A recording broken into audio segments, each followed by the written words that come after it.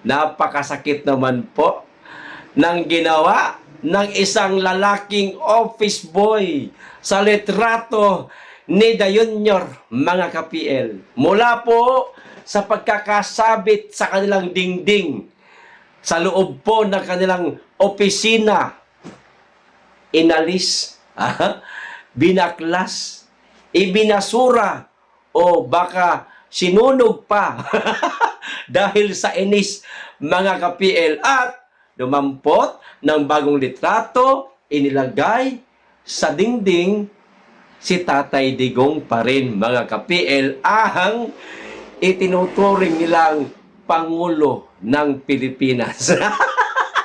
Nyor, hindi ka na ginagalang ng ating mga kababayan. Kung ako sa'yo, Nyor, bitawan mo na lang yung posisyon mo. Ano pang silbi niyan na kuno presidente ka, pero ang tingin sa'yo ng mga tao, barangay captain lang. O ito, ang video, mga kababayan, panoorin po natin si Kuya. Pagkatapos po ng video, tsaka ho natin ipapaliwanag kung ano ang kasalukuyang trabaho ni Kuya, kasi marami pong nagko-comment, nabasa ko dito sa video, nagsasabing siya daw po ay guro. O, klaruhin ho natin yan. Ito ho ang video.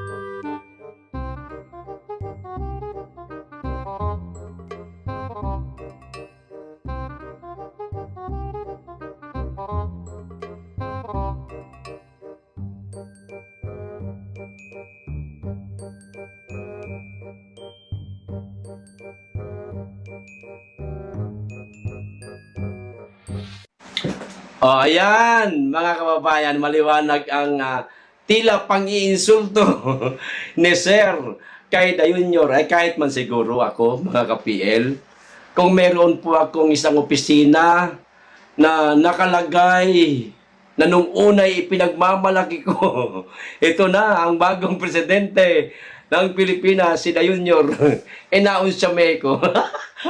Nabanas ako, mga kababayan. Aba, teka, ba't nariyan ka pa nakasabit? Itapo na lang kita. No? Ipalit ko yung dating Pangulong Duterte na mas naramdaman ko ang pagmamahal sa bansang Pilipinas at sa ating lahat. Na itong mamang itong si Da Junior, basura ko na, mga kababayan, sunugin ko pa. Ayan. Papaliwanag ho natin ngayon, mga kababayan, kung ano ho talaga ang trabaho ni Kuya. Kasi dito nga sa comment section, dami nagsasabi, teacher daw. Paliwanag ho natin. Ang napansin ko lang po, mga kababayan, bakit hindi ho siya guro? Ayan. Itong mga katabi po sa larawan, kung nasaan naroon po ang larawan ni Da Junior, inalis, pinalitan kay tatay. Itong malalaking puti na papel na may tatak. Ayan pansin nyo ba? Napansin ko sa itaas, nakalagay po General's Order, mga kababayan. General's Order. Code of Ethics. Ayan. Yung banda roon, hindi natin masyadong mabasa at naka-side view nga yung yung pagkakakuha ng video. Pero dito po sa aking isang larawan pa, mga kababayan, na kinuha ko po dahil ito ay tuntunin sa isang security agency. Ayan. Dahil si Kuya ay nasa isang tanggapan o opisina ng security agency. Tulad nung nakita ho nating litrato kanina, mga babae, may nakalagay po, General's Order. Ayan Code of Conduct, ayan, ano pa ba? Ano pa ba itong iba rito? Security Creed, ayan. Basta itong 11 General's Order, mga kababayan, at Code of Ethics, ayan. Makikita ho natin yan sa mga security agency. Kahit ngayon ho, pumasok kayo sa mga security agency, nariyan ho yan nakalagay. At ang gitna ho niyan, litrato kung sino ho ang kasalukuyang presidente. Ayan. Which is si Junior nga. Ito si Kuya. Hindi na ho nagugustuhan. Ang pamumuno ni Junior. Kaya, ayun, binaklas niya na. Mas mainam pang para sa kanya na ibalik ang litrato ng dating Pangulong Duterte. Kasi, alam niyang marami nagawa at may malasakit talaga sa bansa. Ngayon, ang tanong, mga kababayan, kasalanan ba ang ginawa ni Kuya? Para sa akin, hindi.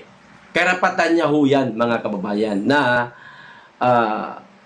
pagpapahayag po ng kanyang saloobin na mas karapat dapat ho sa kanya ang ilagay o ibalik ang dating litrato ng nakaraang administrasyon kaysa sa ngayon.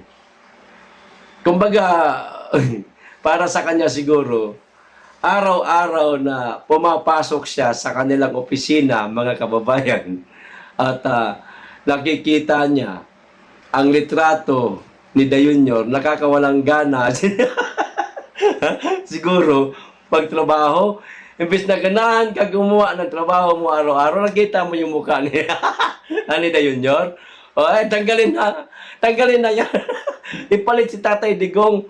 Mas mai-inspire siguro siya, mga kababayan. Kaya ayun, pagpapahayag lang po yan ng kanyang nararamdaman. Yan ang gusto niya gawin eh. Di ba? Hindi naman siguro labag yan sa batas yung ginawa niya. Di ba? Maliban na lang siguro kung siya nasa gobyerno tulad ng guro. Hindi naman ho siya guro. Di ba? Security agency ito. Sa palagay ko lang ha. Kasi dahil nga doon sa mga litrato nakikita natin sa katabi ng litrato pinagsabitan ng mukha ni Bangag. Di ba? Karapatan niya yan eh. Parang walang pinagkaihibaho yan, mga kababayan. Sa isinisagaw ho ngayon ng ating mga kababayan na Marcos resign. Marcos alis dyan. Parang ganun lang yan. Walang pinagkaibaho yan. No? Hindi niya man maisisigaw yung Marcos alis dyan o Marcos resign, mga kababayan. Yung litrato na lang yung pinagbuntungan niya. Alis ka dyan. Bumaba ka dyan. Ipalit ko itong dating Pangulo na mas kagalang-galang at mas marami nagawa sa bayan. Ayan. Ayos. Isa pa, mga kababayan. May nakarating po sa atin na isang para bagang hindi naman ito chismis kasi mula po ito sa aking kaibigang butiki. Umano, mga kababayan, nagkaroon daw ng closed door meeting sa Palasyo Malacanang. Sabi ng ating kaibigang butiki sa Gisame. Ngayon, tinanong ko siya kung ano kaya ang napag-usapan. Kung mayroon siyang idea, bagamat closed door meeting posible niyang malaman yan, baka lang meron siyang idea. Sa ngayon, inaalam pa nila, mga kababayan, kung ano yung mga napag-usapan sa nasabing closed door meeting sa Malaking Bahay. Yan po ang aantabayanan natin, mga kababayan, maya-maya lamang sa aking live. Okay? Hanggang dito lang po muna. Maraming salamat. Mag-iingat kayong lagi at higit sa lahat, mahalin natin ang Pilipinas. Be blessed.